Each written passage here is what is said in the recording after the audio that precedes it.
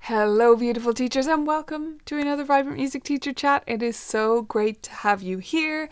Do say hi if you're joining live. This is our weekly live show on YouTube where we talk about all things to do with music teaching, and it's just great to have you here. If we haven't met before, hello. My name is Nicola Canton. I'm a piano teacher in Dublin, in Ireland, and I run Vibrant Music Teaching, Vivid Practice, and Colourful Keys, which is our blog. So if you're new to our whole world, I hope you'll explore and I hope you'll enjoy the show today. Today's special topic is MTB exams and sort of exams in general, as I share a bit about my experience with those. So if you have questions about exams, please chime in the chat.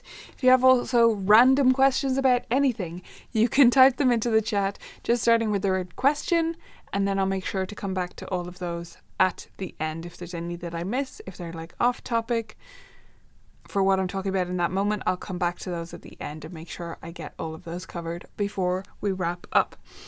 This is our last show for a few weeks because I will be at the MTNA conference. So if you're watching it live or soon after it comes out and you're going to be at the MTNA conference, please come up to me and say hello. I would love to meet you. It would be fantastic. I'm so looking forward to meeting loads of teachers there and doing several sessions. So we have our showcase for Vibrant Music on Sunday at lunchtime. I promise it'll be fun and it'll be worth eating your lunch while watching a talk. And then we have our meetup at cocktail hour, 5 p.m. on Sunday, because it's St. Patrick's Day, so you have to help me celebrate that. And then on Monday in the afternoon, I have my the studio website talk about fantastic studio websites and how to make your website work for you. And then on Tuesday, I'm part of a group session with 3 other fantastic teachers all about different apps and how we use them in our studios. So it's going to be a jam-packed week for me, but I'm really looking forward to it. And yeah, we'll have 3 weeks off because of that, but then we'll be back with a bang. And even in those 3 weeks, we'll still have new YouTube videos going out for you to enjoy. So yeah, that's my main news at the moment, is all preparing for this conference. So if you're not going to it and you've got a bit of FOMO with me yammering on about it, then the best place to see what's going on at the conference and see what it's like. Maybe you're thinking, oh, do I want to go to one of these one day? Well, then you should make sure you follow us on Instagram. We're at Colourful Keys on Instagram, and I'll be sharing you my stories there. I don't like to share, ongoing posts in the feed in case people just don't want to hear about a conference that they're not at. But I will be sharing in the stories and taking photos of the sessions I'm attending and various things that are going on, so you can kind of get a sense of what the conference is like. And we'll have our Vibrant Music booth there, so I'll show you what that's like in all of its hopefully Technicolor glory. We'll make it as bright as possible. Okay, so that's my main news. Now let's dive into our topic of the day. So today we're talking about MTB exams. If you're not familiar, this stands for Music Teachers Board exams. And these are a fairly new exam board. So I'll go back to the beginning of talking about exams in case you're not familiar with music exams at all. If you live in my part of the world, there's no way you missed it. Music exams are ubiquitous. They're very much a given as part of taking music lessons. If you're not doing exams and you are in lessons, you're kind of the exception that proves the rule. It's kind of the same in the UK and Australia, largely in New Zealand, but not so much in the US. So music exams are a totally optional thing. They're completely outside of school work and everything like that. In some cases, you may get credits from them towards certain things, but mostly they're just an optional extra. And there are various different syllabi for different exam boards around the world. The biggest one, as far as I'm aware, is ABRSM, Associated Board Royal Schools of Music. Someone can tell me if I got that wrong. And that one is in many, many, many countries around the world. There's also the Trinity exams. In Ireland, we have our local one, which is Royal Irish Academy of Music. And there are many other local ones specific to different parts of the world. But they all work pretty similarly.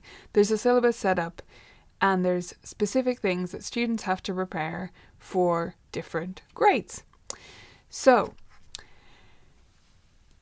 what do they have to prepare? In case you're not familiar, generally the categories are scales, pieces, and other stuff. And the other stuff is the biggest variable, okay? So in MTB exams, that is scales, and they have a set list of scales. Now, one of the biggest changes for me going into this, so I'm brand new to MTB exams, but I'm not at all new to exams. I did them myself growing up, and I've done them with students for many years. Not all of my students use exams. I'm very much I suggest them when it's going to be beneficial for the student, and it's not a generalized prescription in my studio. Students who do exams at Colourful Keys generally do them every couple of years, or maybe dip in and out. They might do 2 years in a row and then several years off.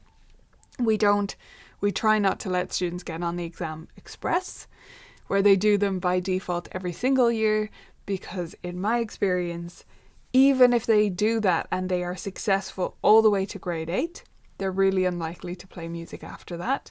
And they often have gaps in their skills because they've been so focused on just what's on that syllabus. In the words of our own local exam board, Royal Irish Academy of Music, at a talk I was at once there, our syllabus is a syllabus. It is not a curriculum, meaning it's not supposed to be everything that the student learns in a year, but it is often used like that. So that's one of the pitfalls. So I'm pretty familiar with exams, and we use them in certain cases in my studio. Now, I started considering switching exam boards for several reasons, to do with slight inconsistencies in the experience we were getting, but also just wanting to try new things, challenge myself, see what was going to be the best fit for our students. So after a lot of research and talking to Joanna, who's on Team VMT and uses MTB exams, I decided to give them a go this year. And spoiler alert, I think they're fantastic. So I'm going to talk you through some of the differences from most other syllabi I know and what our experience has been like. So first off, you have your different sections of your syllabus, okay? So in MTB exams, the main differences in the scales are, I would say, there are fewer scales because they're going to play all of them. So MTB exams are recorded by video. So you do the exam in your teaching studio, or the student records it at home if that's how you want to do it. And so there's no examiner present to actually randomly select scales. Therefore, the student plays all the scales on the list in the exam. Okay, so that's the first big difference from most other exam syllabi, where they have a longer list and the examiner is going to pick a few of those to kind of randomly test them on their scales. So the MTB scales list is shorter, and that makes it easier in some ways, but I would say the scales are in most areas slightly harder, especially as you get into the higher grades. For instance, I have a student currently preparing for the grade 8, and those are scales that are a lot more interesting, okay? We're not just talking about prepare 4-octave scales for every major and minor key, because they don't have time to listen to all 24, right? So they've given them more specific things, like the first one on that list, I think, is B-flat harmonic, and it's played in dotted rhythms in the left hand and straight in the right hand, okay? So it's a bit more interesting like that. It's not just straight plain scales. The bit where I would hesitate to say they're across the board harder is in the earlier grades, because a lot of those, they're only requiring hand separate. And at least in our Irish syllabus, that would only happen pre-grade 1, where there's a lot of hand separate scales. So yeah, they err towards 2 octaves but hands separate, rather than 1 octave and hands together. Not unilaterally, but that's the kind of general vibe. Obviously, you can look up the syllabus and read the whole thing, so I'm not going to read through a syllabus at you. That would be incredibly dull. But that's kind of my perspective on something that's different during the MTB syllabus. Okay, the other big difference in this category is the technical exercises. okay? So, technical exercises are in addition to the scales, and some syllabi have this around the world, but our local Irish one doesn't. I don't think ABRSM does. And the technical exercises, they are allowed to read those, and they're given suggested tempi. I didn't say that about the scales, actually. They're very specific about the minimum tempo required, and I think that's great because it's black and white, and I love for a syllabus to be black and white about what they're expecting, because that to me is more like a maths exam versus an English exam. And I'd take a maths exam over an English exam any day, just because I know whether I'm right or wrong, right? And I can see that if they marked it wrong, there's no opinion about that, right? I'm not saying all of music can be like that, but with something like scales, being up to tempo, just give us the recommended tempo, and then, they missed it or they got it. And that's very straightforward. So I like that about it, and I like the inclusion of the technical exercises to kind of broaden it out a bit and really look at different skills rather than just scales and arpeggios all the way through. And of the grades that we've done, so I've had students do 1, 2, 3, 5 and 8 so far. And of the ones that we've done, I've really liked the technical exercises they've done. Especially, I would say, the grade 3. I really like the second exercise there. You can look it up if you're curious. But I think it's a really good one to work on their dynamics, and it's just interesting to listen to. It's not Hanon. There is some Hanon-y stuff in the grade 8, but you'll see if you take a look at it. By the way, the website mtbexams.com has all the syllabi on it, and you can look at them for free. There's no charge for looking at stuff like that. Okay, so that's the first section. I'll deal with the pieces last. I'll look at the other stuff. And this is where there's the biggest variance in different exam syllabi around the world. Okay, so in MTB, you have rhythm exercises. They call them reading exercises, but the rhythm reading exercises is what they mean. And those are just clapping drills.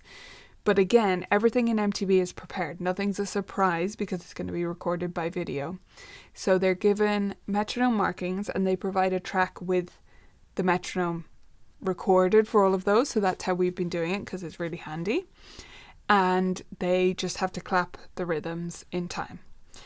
Okay, so this is another case where, because you can prepare for it so thoroughly, it's not a random selection, it's not a surprise, because you can do that, they're a little bit harder than you might expect from an exam where those things are surprise, because they can prepare for them. There's no surprise element.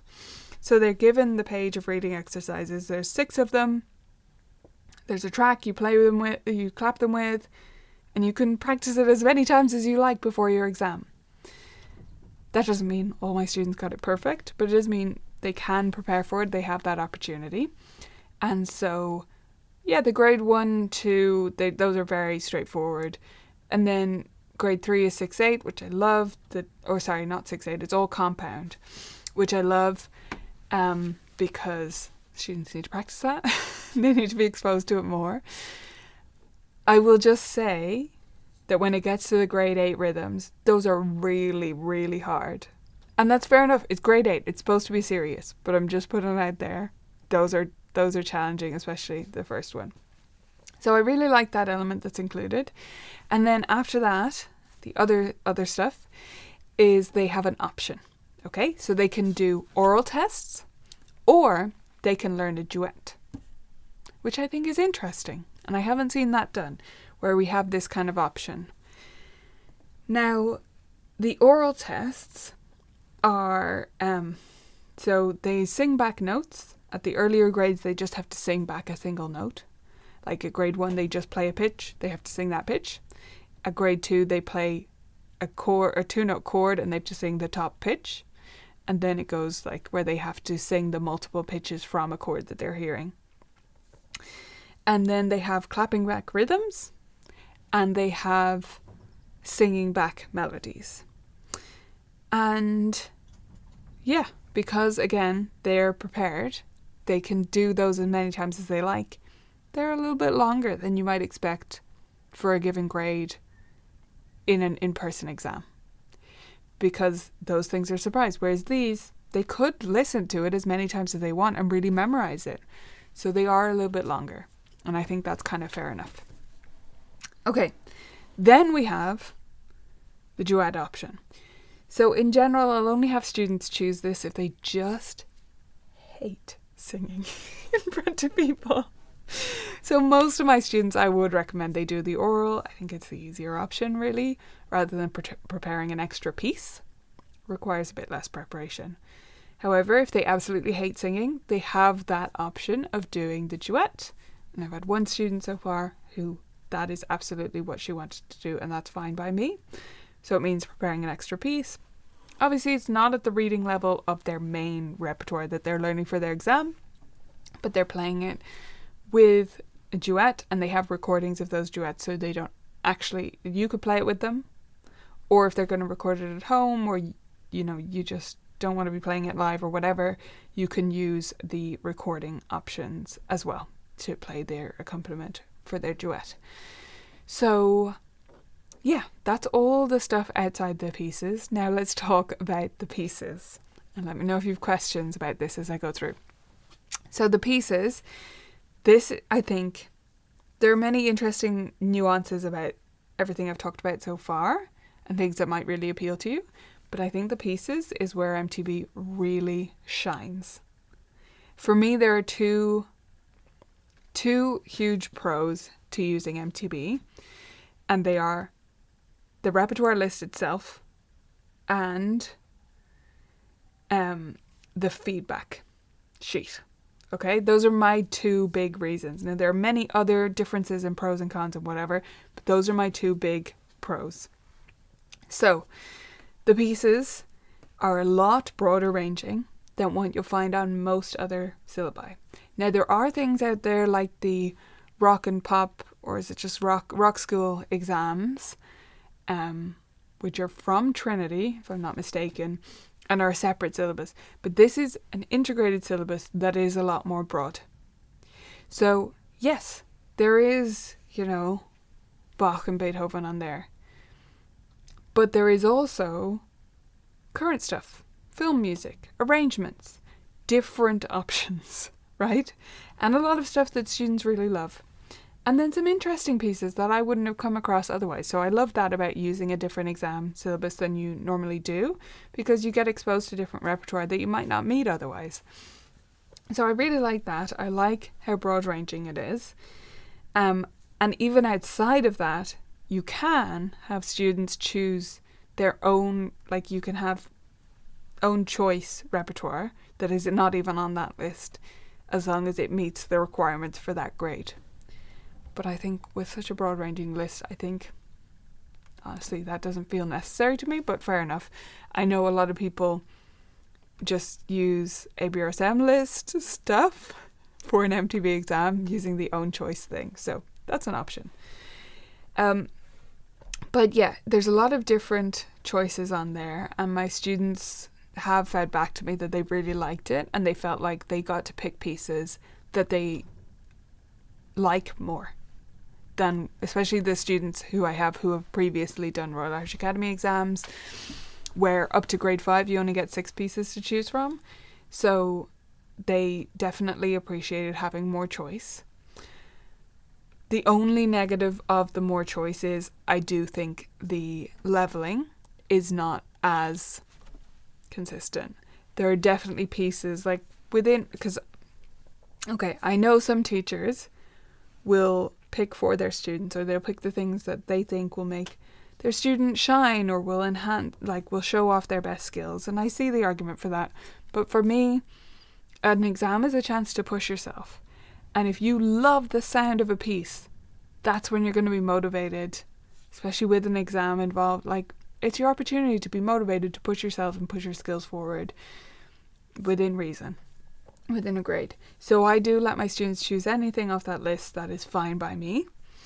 And so within each of my students' 3 pieces, there has been one clearly easier piece to me, and not just based on that student, but like any student would find this a lot easier than the other two kind of thing. And sometimes one clearly harder piece that they have chosen.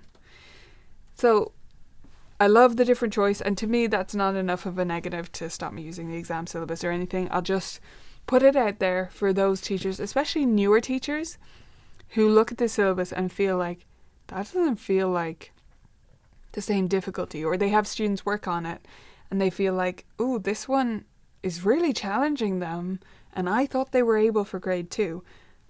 I don't think you're alone there. I do think there's some variance within the technique, reading, everything involved is harder in some of those pieces. It's not a huge downside, but it is something to be aware of. Okay, so our actual experience then. That's all about the syllabus and my sort of first impressions and how it was going. Now, how has it been? One of my big concerns about using this type of exam board is the lack of a deadline. This is what I was concerned about.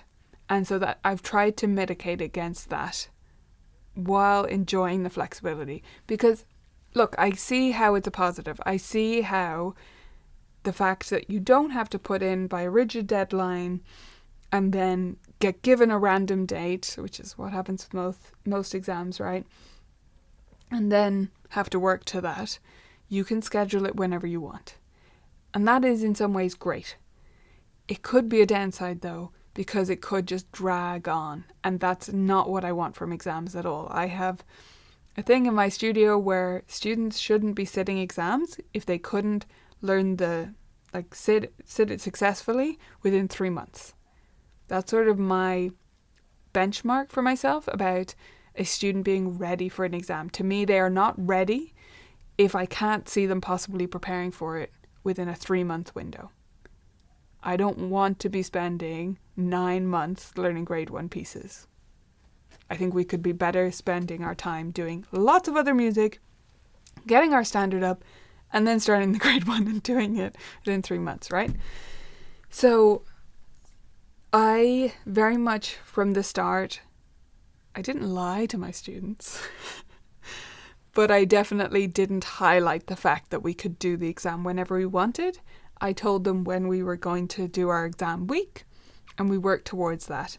And then it has been great because if things do come up, like I had one student who really was sick with various different ailments for 5 or 6 weeks, like things just it was just the worst luck, okay? And there's no issue. We haven't put in for an expensive exam that he just can't possibly prepare for on time. I can move that. We don't have to stress anyone. No one has to, have a conniption about it or just be out the money or whatever would have happened otherwise. So I do love that. I love that we can reschedule it. Even last week, a student was supposed to sit their exam last Thursday, right? Exactly a week ago. And they were sick on that specific day. And they would have had to go get a doctor's note and submit that to the exam board if we're doing a more traditional exam. And then usually what happens is their exam then gets moved to the end of the exam period. And sometimes for students that's really frustrating because they've worked up to this date and now they feel like they have to keep this level of anxious preparedness for another 6 weeks or whatever it is. So I was able to just say, yeah, we can do it in this lesson next week. No issue. So I do like that. I just think there could be a drawback there because I don't like to see these things just sort of meander on, because to me that's not the point of an exam. And if an exam fills a different role in your studio, that's fine. I'm not saying it has to be my way. I'm just saying for me, this is how exams work in my studio and how they fit into everything else we do. They do have to be we work really hard, we prepare for this for 3 months and then we sit it and we're done, rather than we're just going to someday do grade 2 and we're going to gradually work towards that, right? So, yeah, that has been good. Now, I mentioned that my other big highlights are 2, which is the piece choices I just feel are more up to date without completely throwing all the classical stuff out the window. And the other big thing for me is the feedback. This is one of the main reasons I decided to try this exam board this year. Because, okay, several things are the feedback. So, as I mentioned, Joanna on my team was already doing MTB exams, so I was able to learn from her experience, and she was able to show me anonymized some feedback of her student and what it looked like, which was great. And it's just better. It's just so much more student-centered in the way that they're approaching the feedback from what I've experienced with other exam boards. It's not to say that you can't find that with any other exam board, just from what I've experienced. So first of all, it's typed. That's a huge plus in my book because students can actually read it.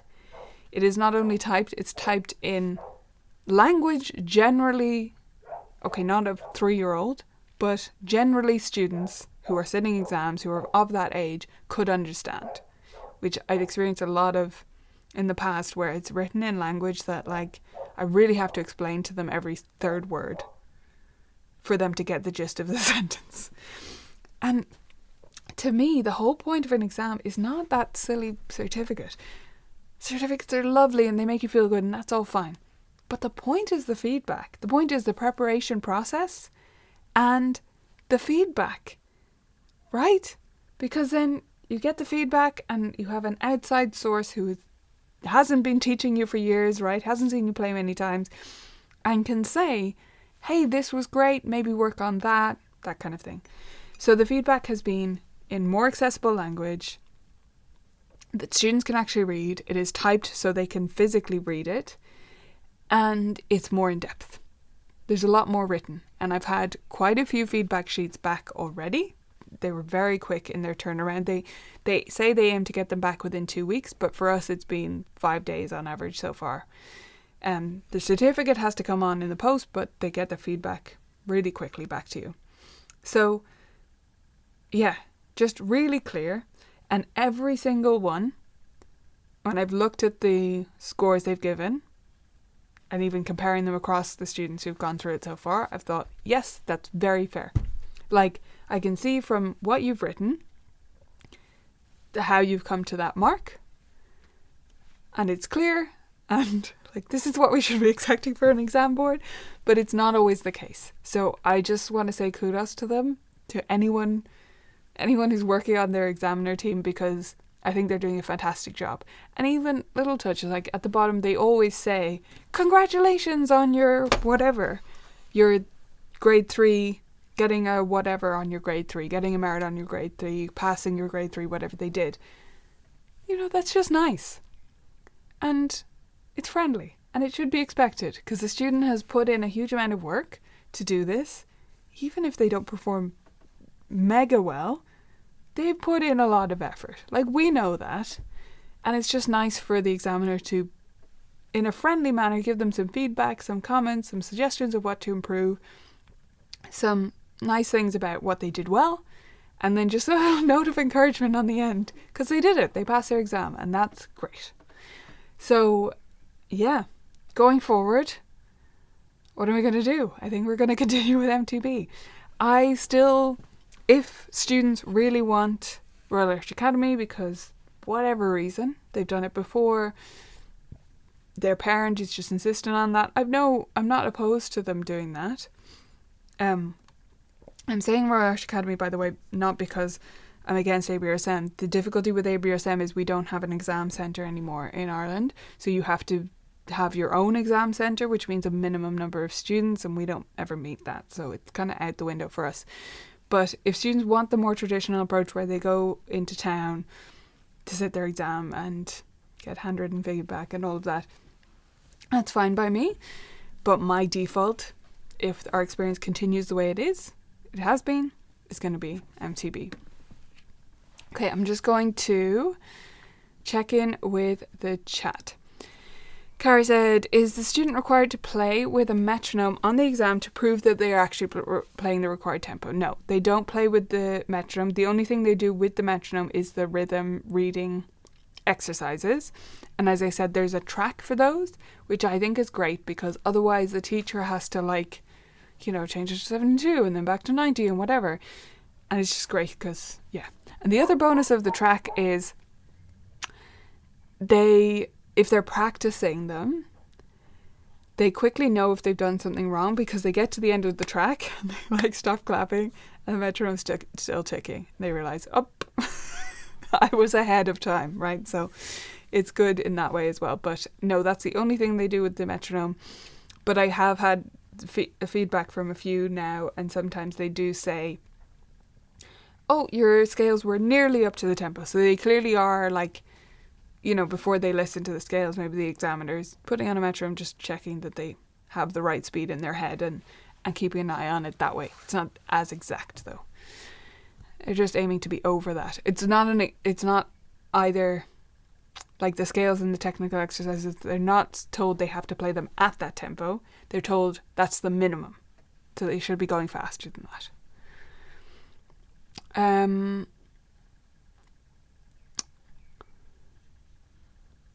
Let me see. What if I, as a teacher, have realised I'm one of the students who's brought up on the ABRSM syllabus, so there's gaps in my knowledge. What can I do?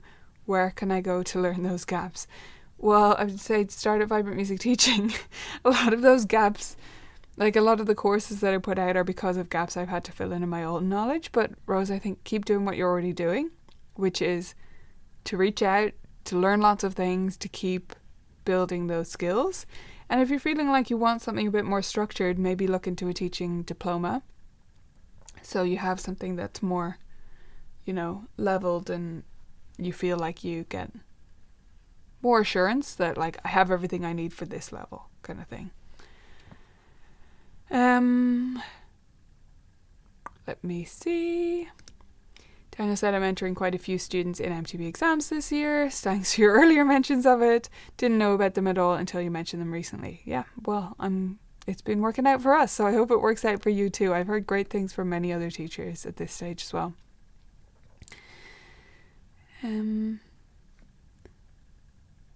Okay.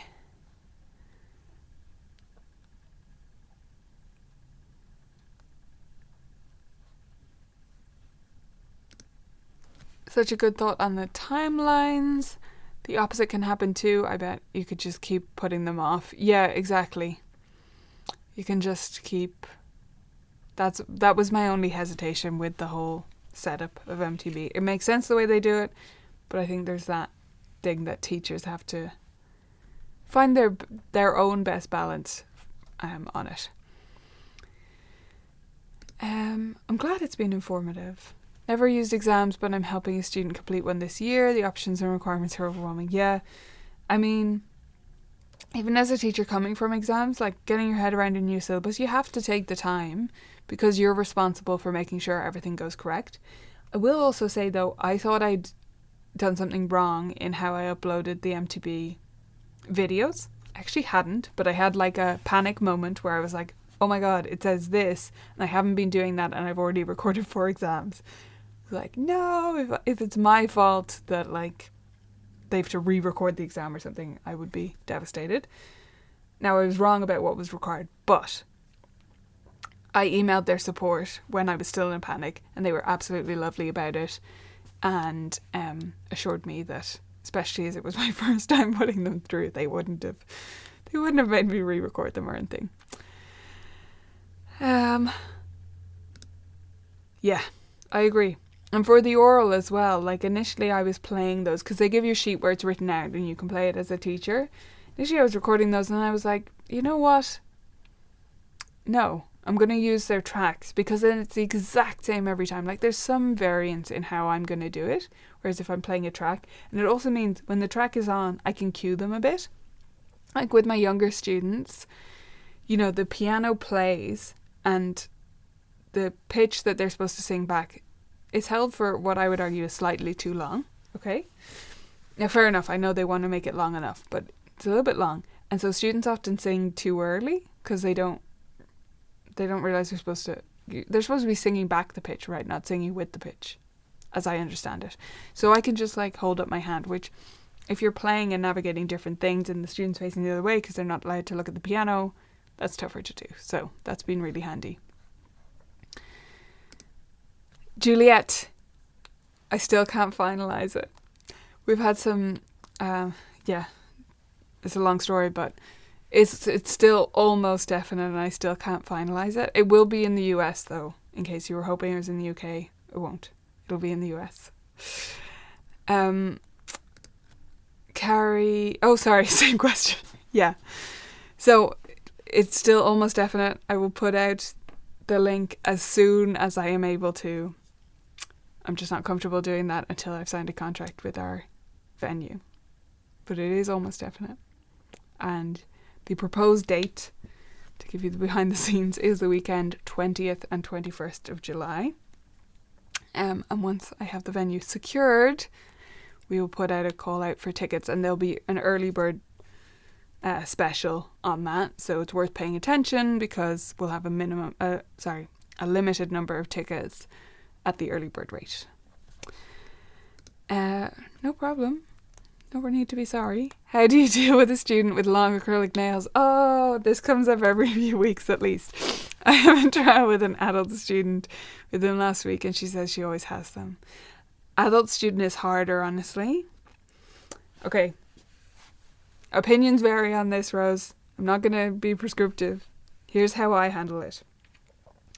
If I have a student who gets them for the first time, I've been working with a student for a while and they get them for the first time, I say, hey, is this for a special event or what's going on? And I try to say, please don't do this in general. Here's why it's getting in the way of your technique. So you do need to explain to them and explain to the parent when you're talking about a younger student. With an adult, I think we very much have to say, listen, this is going to get in the way of your piano. It's up to you whether you're like, no, I can't teach you if you want to go that far. But personally, I wouldn't. They're very long and it's literally impossible to play. You have to tell them that. But yeah, I do just explain to them, here's why this isn't helpful for piano. Ideally, you make them this short, which is you can't see them over the top of your fingers because otherwise we can hear them on the piano. And I don't say you must or you have to. And there are teenage students I have who are really into them and we have sort of a deal going like, okay, for this amount of time before your exam or before your concert, you just can't have them. But I get that at certain times of year, you're going to have a special event and you're going to want to get them. And that's another thing, you know?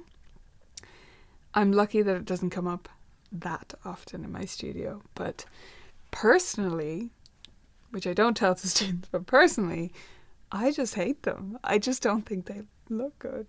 I know I'm in the minority apparently because I'd say they're trending up, but to me, they're in the way of so many things, like your phone, piano, everything.